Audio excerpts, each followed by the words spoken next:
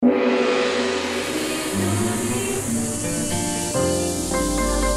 Channel 3, Jembatan Pencerahan. Tenangkan sada bakti di hati, aksamakan semarana. Kuatkan sada bakti di hati, dan rudraksakan semarana.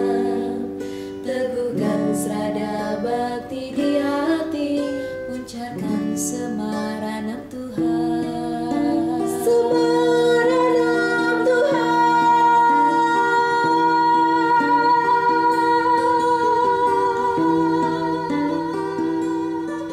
Ada 3 cara yang disediakan untuk memudahkan karunia-Nya. Ada 3 jalan yang dibabarkan dalam memuluskan anugerah. Pemirsa, Anda bersama HiTV Channel 3, Jembatan Pencerahan. Nabi Orti, apa kabar? Semoga semua dalam anugerah yang widi.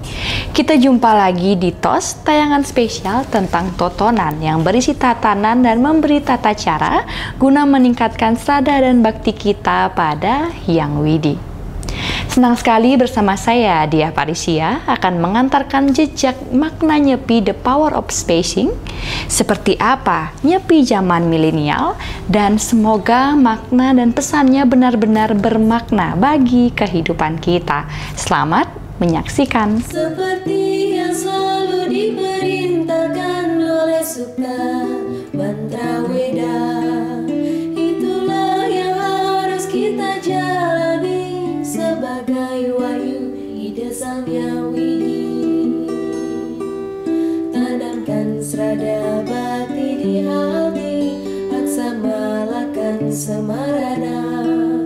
Kuatkan strada bakti di hati, dan rudraksakan semarana. Teguhkan strada bakti di hati, puncakkan semaranam Tuhan. Tanamkan strada bakti di hati, aksamakan semarana. Kuatkan strada bakti di hati, dan rudraksakan semarana.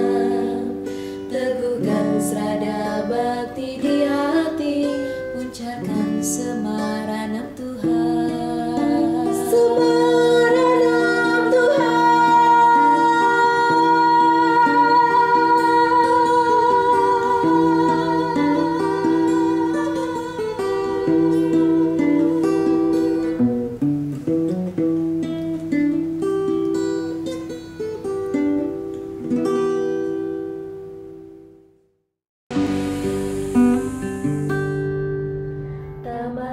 Hai sahabat Hindu Dharma, apa kabar?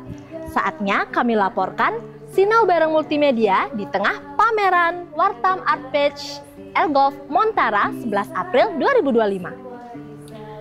Pengenalan dunia multimedia, Wartam Multimedia, dan Hindu Multimedia. Seperti apa serunya? Kita saksikan dalam Jelajah Tanpa Kata, Menganyam Mozaik Budaya. Montara, monumennya sang warna merah, dasar wasa pena narasi Wartam menata. Sinau Bareng Multimedia Wartam diadakan di Air Golf Montara 11 April 2025, diikuti 15 orang dari beberapa kampus di Bali, UHN Sugriwa, Unhi, dan Stiki, serta beberapa penyuluh agama Hindu di kota Denpasar. Materi yang disampaikan oleh tutor dari redaktur Wartam seperti Bapak Sukarme tentang pengantar multimedia, Wartam World Multimedia oleh Bapak Dayo, dan Hindu Multimedia oleh Pak Suantana. Peserta amat antusias dan merindukan acara-acara seperti ini. Sinau Multimedia ini diadakan meramaikan Wartam Action Week 11 tahun Wartam melintas batas untuk melengkapi pola gerakan penerbitan, lomba-lomba, baksos, dan diskusi sebagai tradisi Wartam.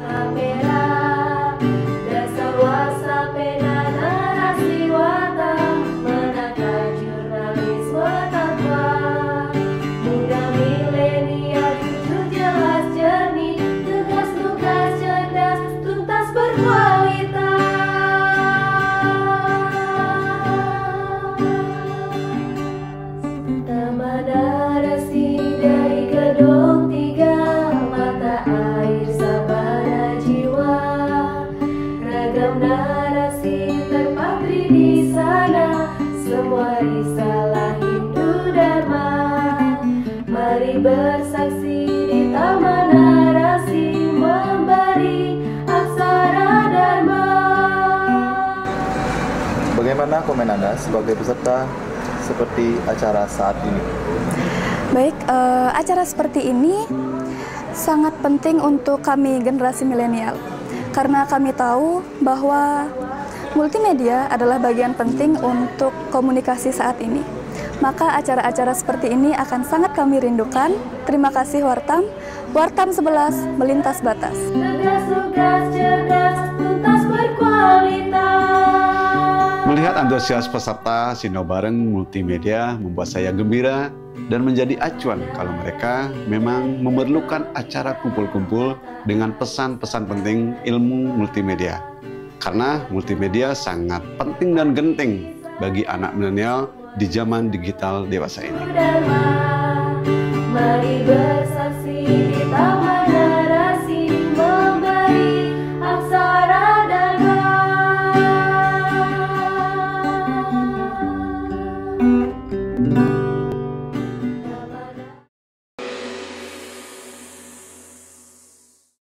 Saat ini saya sedang berada di Wartam Art Peak dan membaca tulisan-tulisan dari para penulis Wartam. Setiap kata yang dituliskan dalam tulisan-tulisan ini ada bineka, ada kober barak putih, ada kutumbakam, mantram ilalang muda, semuanya ditulis dengan hati dan membangun perasaan saya, membangun jiwa saya untuk tersadar bahwa agama Hindu itu memiliki pengetahuan, memberikan kita pengetahuan tentang moderasi, tentang banyak hal yang membuat kita bisa dan tergerak gitu ya untuk membangun sebuah harmoni, harmonisasi alam, harmonisasi diri, harmonisasi bersama seluruh masyarakat.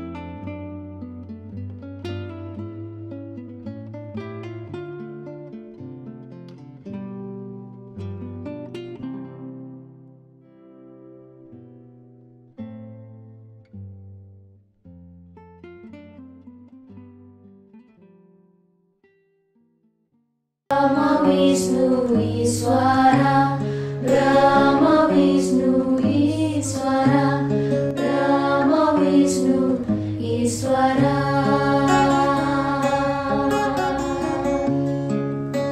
Jadi dalam agama Hindu itu kala itu pertama dia mengacu kepada waktu ya. Apa yang menyebabkan kemudian kala itu mendapatkan porsi yang demikian penting di dalam agama Hindu? Itu adalah karena sifat-sifat pertama adalah kemisteriusan daripada waktu itu sendiri. Jadi misalnya lagi sebentar apa yang akan terjadi lagi 1 detik atau 1 menit lagi itu tidak jelas diketahui oleh manusia, apalagi di hari esok atau sebulan lagi mungkin atau setahun lagi gitu. Dan yang kedua, waktu itu tidak bisa diulang ya secara presisi begitu ya. Misalnya seperti sekarang kita sedang rekaman gitu ya. Ketika kita mengulang lagi, momen ini itu tidak akan sense-nya dan presisinya itu tidak akan kita bisa dapatkan dengan sempurna begitu ya.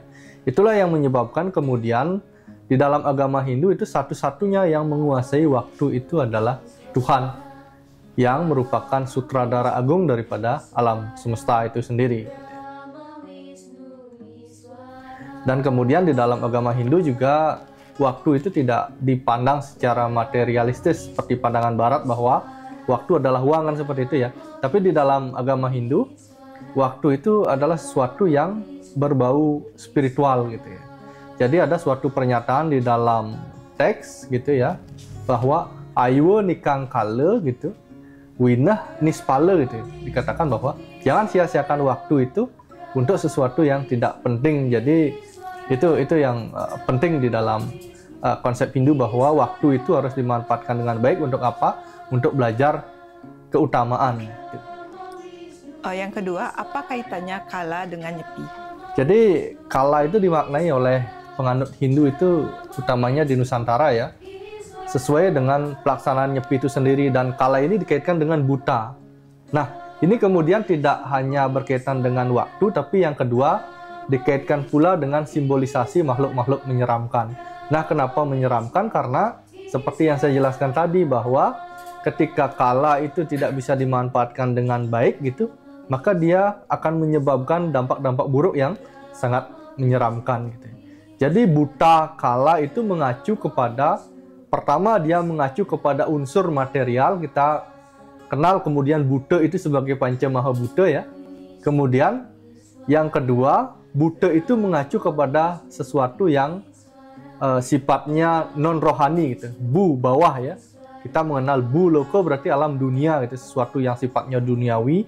Kemudian apabila ini tidak dimanfaatkan atau dipahami dengan baik, itu menyebabkan ketersesatan pikiran ya.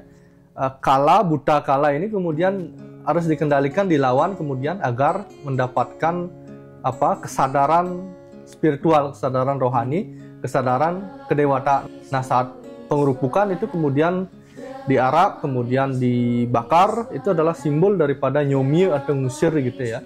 Nah, di proses ini semestinya ogoh-ogoh itu tidak hanya menjadi wujud budaya tangible menurut saya ya, tapi harus ada, dia mampu memberikan transformasi ya. Jadi tidak hanya wujud fisiknya yang diberikan aksentuasi begitu ya, tapi harus ada pemaknaan non fisik, artinya bagaimana di proses membuat ogoh-ogoh itu tidak hanya diisi dengan misalnya mabuk-mabukan, kemudian di proses pengarakan misalnya tidak hanya sekedar berteriak-teriak hura-hura penuh keriuhan keramaian seperti itu, tapi bagaimana kemudian setelah proses nyepi itu di tahun baru itu yang dimulai pada keesokan harinya itu terjadi perenungan kontemplasi sehingga terjadi perbaikan diri, bagaimana kemudian meniadakan daripada unsur buta kala itu dari dalam diri gitu.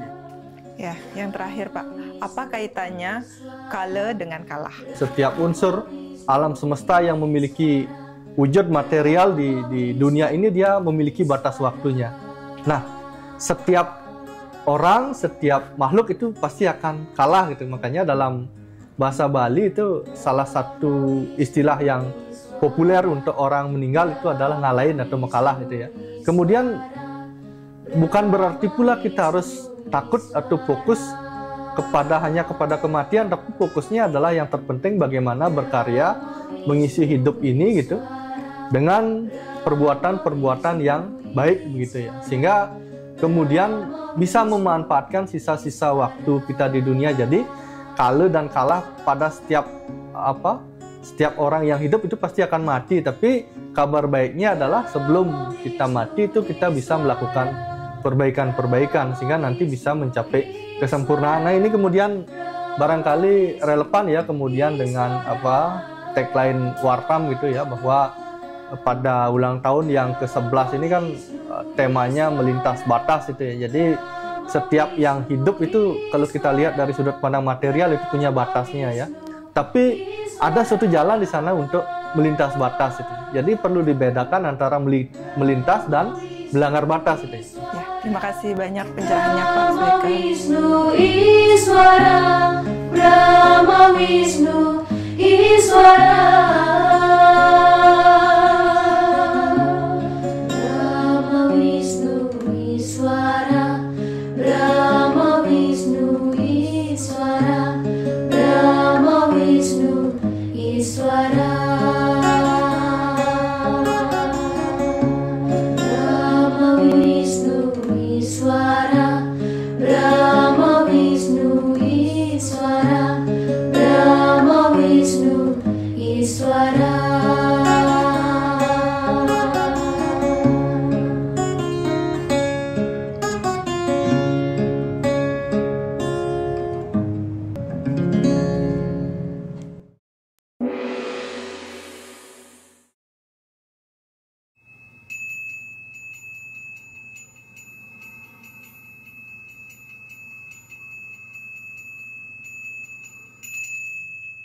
Posisi Wedasrana sebenarnya paling abstrak di Wartam, sehingga pembaca memerlukan tambahan pengetahuan. Nah, sebenarnya apa yang Bapak mau sampaikan? Ya, Weda Srana ada dua ya, ada Weda dan Srana. Sarana itu fasilitas, materi, benda. Benda itu baik berupa kata-kata, kemudian juga ada upakara agama Hindu, uparengga, semuanya itu adalah sarana. Kemudian apa yang terdapat di sarana-sarana Hindu ini, baik dari upakaranya, kemudian juga kata-katanya, kemudian juga sampai ke hal-hal yang sekarang ini seperti komputer, televisi, kepada hal-hal yang sifatnya kecanggihan teknologi, tentu termuat di dalam Weda, ada di dalam Weda. Karena Weda itu sangat universal, Weda itu sangat fleksibel, dan Weda itu anadi ananta, Weda itu tiada awal dan tiada akhir. Itu yang kita kutip, kita carikan dalil-dalilnya di Weda. Sehingga apa yang kita lakukan berlandaskan, bersumberkan pada Weda. Apa pendapat Bapak? Ada statement yang mengatakan bahwa hidup adalah kumpulan komposisi. Ya, terkait dengan komposisi. Komposisi itu sesuatu yang seimbang, sesuatu yang balance ya, itu komposisi. Hidup ini adalah komposisi. Komposisi kita terbentuk oleh masa lampau, sekarang, kemudian juga komposisi kita terbentuk juga oleh pengalaman-pengalaman pribadi, pengalaman kita juga bergaul. Tapi yang terpenting menjadikan itu sebagai komposisi, kan ada dualitas ya antara subha dan asubha karma. Maka Sarasamu saya menyebutkan kuneng penentas akene subha karma ikan juga asubha karma, bahwa di dalam komposisi itu bagaimana kita harus melebur ya perbuatan yang tidak baik itu menjadi baik. Tentu ada pengalaman, tentu juga ada peristiwa yang tidak baik. Kita jadikan itu bermakna, kita ambil hikmahnya menjadi sesuatu yang baik, menjadi sesuatu yang sangat indah dalam kehidupan ini. Boleh dijabarkan sedikit sebagai closing, apa sebenarnya makna komposisi bagi anak milenial? Ya, anak milenial, anak Gen Z itu ada sebuah kritik ya, bahwa anak yang generasi rebahan, kemudian generasi strawberry yang karakternya sangat rapuh ya. Maka kita harus tahu posisi kita sebagai kritik tadi, bahwa kita tidak punya karakter yang kuat, maka harus membangun karakter yang kuat. Untuk membangun karakter yang kuat itu, yaitu yang terpenting adalah kita hidup harmoni. Harmoni dalam hal ini kita kenal di Hindu ada Trihita Karana, harmoni hubungannya dengan Tuhan, kita harus bakti, kita harus sembahyang, rajin sembahyang, itulah membangun karakter. Kemudian karakter juga sosial, bagaimana juga sekarang anak milenial, anak Gen Z yang lekat sekali dengan media sosialnya, maka jangan membuat berita yang bohong, ujaran kebencian di sana, tapi kita harmoni dengan menebarkan ajaran-ajaran kebaikan, menebarkan ajaran kebenaran, tidak ujar kebencian, memberikan motivasi, itu yang terpenting. Kemudian juga sesama lingkungan, bahwa kita harmoni dengan lingkungan alam ini, bahwa planet bumi ini sedang dipertanyakan masa depannya. Kita juga harus harmoni dengan lingkungan, dengan apa? Dengan tidak membuang sampah sembarangan, kemudian memilah sampah dengan baik, kemudian melakukan aksi-aksi gerakan untuk kebersihan. Kuncinya adalah hidup ini adalah harmoni bagi anak milenial.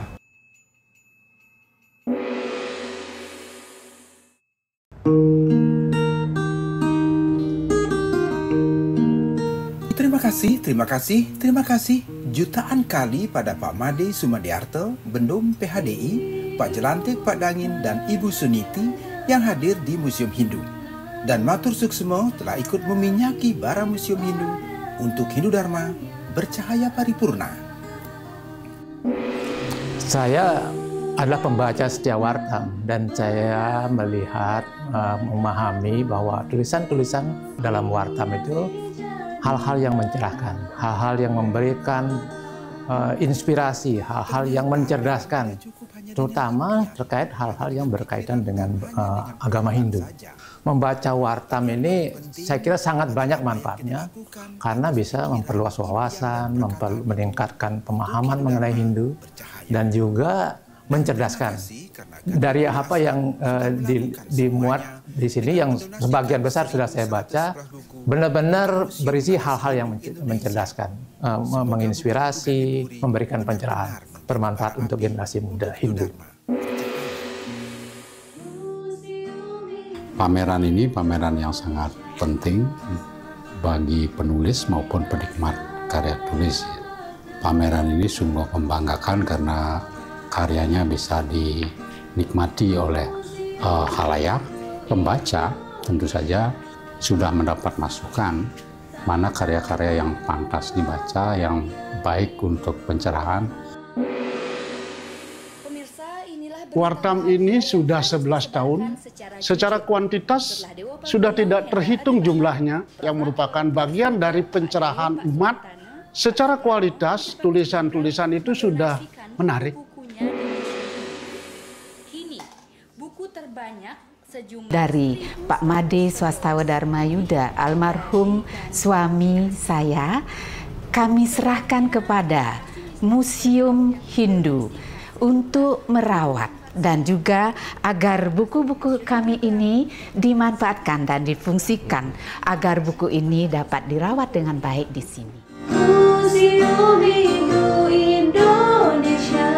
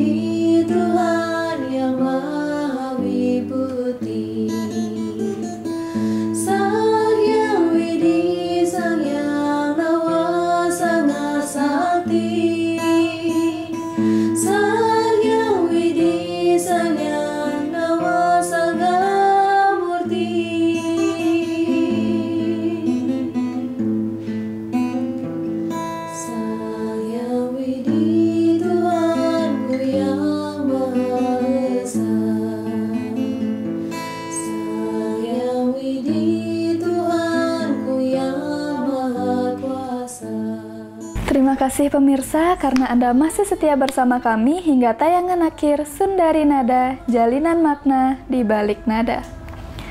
Semoga tayangan tadi mampu menjadi tontonan, berisi tuntunan sekaligus tatanan yang memberi tata cara dalam menginspirasi kesadaran kita dalam menjalani kehidupan.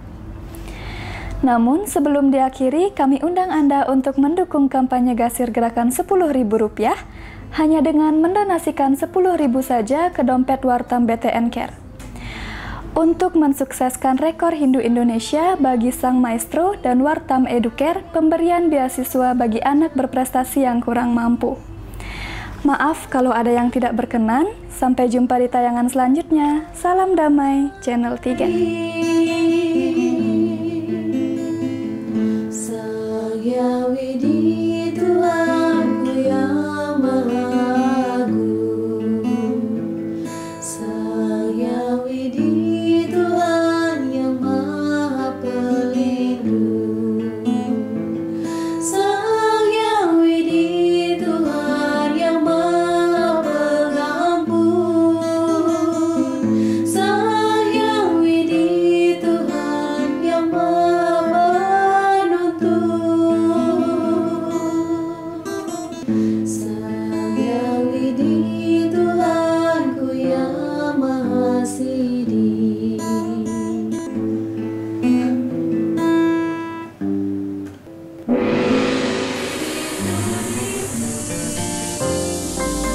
ITV Channel 3, Jembatan Pencerahan.